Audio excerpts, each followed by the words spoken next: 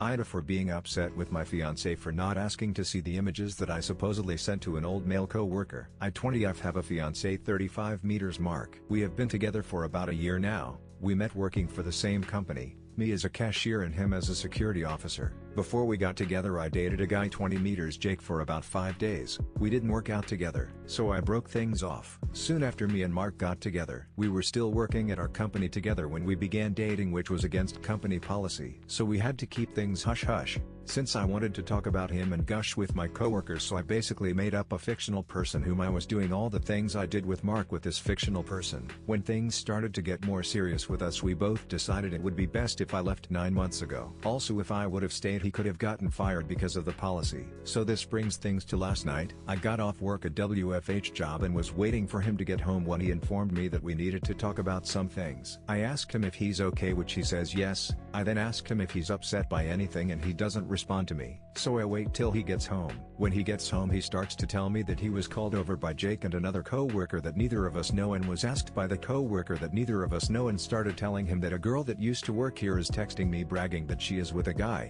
and is pregnant with his kid, and is sending pictures me of the two of them, and the guy looks just like you. And Mark said he doesn't know what he is talking about and walked away. He was not shown the picture nor messages or phone number or anything, and asked me if I knew anything about that, which I responded no to, because 1.